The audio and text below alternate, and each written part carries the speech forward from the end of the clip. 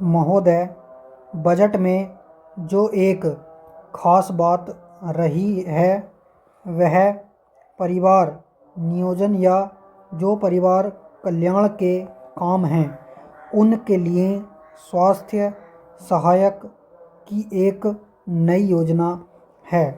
मैं ऐसा मानती हूँ कि अगर स्वैच्छिक तरीके से इस काम को हम करते हैं तो इसमें अच्छी सफलता हमको मिल सकती है और स्वैच्छिक तरीके से इस काम को कराने के लिए ये जो स्वास्थ्य सहायक होंगे इनका बहुत ही महत्वपूर्ण काम होगा। परिवार कल्याण के लिए स्वास्थ्य सहायक गांव-गांव में घूमकर, शहर-शहर में घूमकर स्वैच्छिक तरीके से लोगों में परिवार कल्याण को फैला सकते हैं, उसके बारे में लोगों को बता सकते हैं। दूसरी चीज़ यह है कि गांव के अंदर जो हमारी जनसंख्या रहती है उसके लिए भी हमें वहाँ पर काम को बढ़ाना है। वहाँ पर काम बढ़ाकर हम वहाँ की बेरोज़गारी की समस्या को हल कर सकते हैं। यह बेरोज़गारी की समस्या हमारे देश के सामने एक सबसे बड़ी चुनौती है जिसको कि हमारी सरकार को खुले मन से सहर्ष स्वीकार करना है। इस चुनौती और चैलेंज को स्वीकार करते हुए ही हमारी सरकार ने, मैं समझती हूँ, जो पिछली योजना हमारी है उसके लिए ठीक ही इस वर्ष अधिक रकम रखी है। हरिजनों को रोज़गार देने की जो व्यवस्था थी उसके लिए भी इससे ज़्यादा रकम रखी गई है। उनके लिए आंकड़े नहीं देना चाहती क्योंकि उसमें समय लग जाएगा, लेकिन जो आंकड़े हैं वे बताते हैं कि सरकार ने इन चीज़ों को बहुत महत्व दिया है। हमने यह भी देखा है कि बजट के अंदर लघु उद्योगों के लिए धनराशि 815 करोड़ रुपए से बढ़ाकर करीब 1340 करोड़ रुपए की गई है। लघु उद्योगों से हमारे ग्रामीण क्षेत्रों को काफ़ी लाभ पहुंच सकता है। आज हमारे देश के सामने गांव में बेरोज़गारी की समस्या है। गांव में दो तरह के बेरोज़गार युवक हैं। एक तो वे हैं जो कि पढ़े लिखे हैं और दूसरे वे हैं जो पढ़े लिखे नहीं हैं। उनको हम ऐसे काम दे सकते हैं जिनको कि श्रम उन्मुख योजना कहते हैं। उसके द्वारा काफ़ी काम दे सकते हैं, विकास हो सकता है। इस बजट में इस बात का ध्यान रखा गया है। हमारा जो 20 सूत्री कार्यक्रम है उसमें हमारा एक अति विशेष कार्य है स्वच्छ व शीतल पेयजल सभी को उपलब्ध कराने का।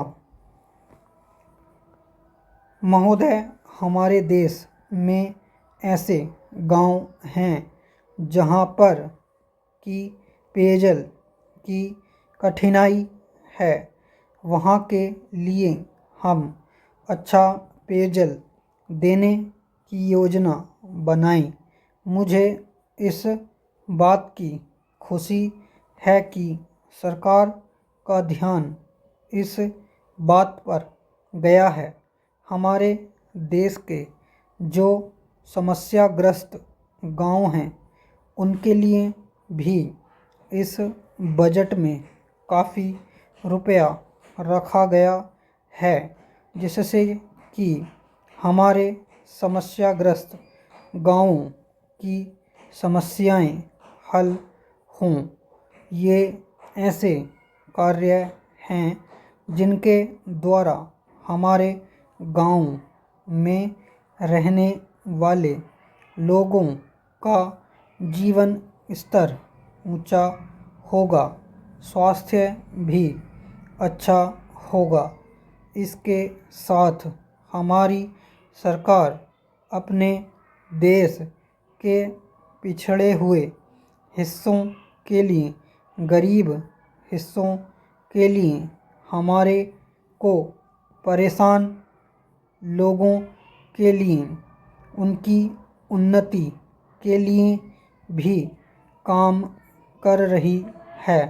उनके विकास के कार्यक्रम भी हमारे राष्ट्र के सामने हैं। ऐसे जो कार्यक्रम हैं उनके लिए विशेष तौर से आयोजन किया गया है।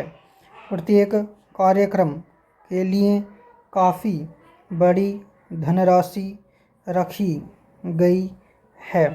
भारतवर्ष में जिस तरह से बड़ी जनसंख्या है, उतनी बड़ी जनसंख्या वाले चीन या एक दो और बड़े देश हैं, वहाँ पर भी हम जानते हैं वे देश चीन और दूसरे देश अपने तरीके से अपने अपने यहाँ इस कठिनाई को देखते हैं और इसकी बात करते हैं।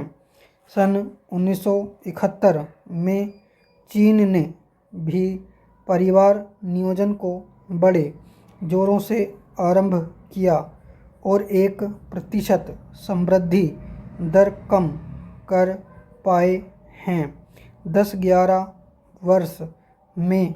और उनकी ऐसी योजना है कि करीब 2000 में नकारात्मक समृद्धि बनेगी और 2050 में जनसंख्या 35 करोड़ तक आ जाएगी।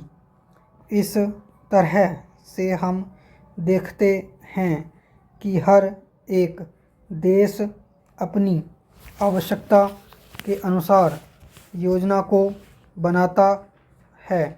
भारतवर्ष में भी हमें बड़ी सच्चाई के साथ सबको मिलकर यह कार्य करना पड़ेगा और लोगों के पास जाकर उनको समझाना होगा कि हम कितनी भी उन्नति कर लें, जब तक इस कार्यक्रम को सफल नहीं बनाते हैं हम विकास नहीं कर सकेंगे। जैसा कि प्रधानमंत्री जी ने कहा है कि एक जन आंदोलन बनाकर चलेंगे, जिसमें हमारे माननीय सभा के सदस्य और जो भी जनता के प्रतिनिधि हैं और सब लोग इसमें हाथ बटाएंगे और राजनीति से ऊपर उठकर जब तक इस कार्य को नहीं करेंगे तब तक आंदोलन नहीं बन पाएगा। मैं समझती हूँ कि समाज कल्याण या परिवार कल्याण के लिए ऐसा दृष्टिकोण उचित है। स्टॉप। उम्मीद है आपको वीडियो पसंद आई होगी। अगर वीडियो पसंद आई है तो लाइक करें, सब्सक्राइब करें और शेयर करें, और अपनी मिस्टेक्स ज़रूर कमेंट में लिख दें। और अगर इस मैटर की आउटलाइन चाहिए या ये PDF चाहिए तो नीचे दिए गए टेलीग्राम ग्रुप से भी जुड़ जाइए। Thank you.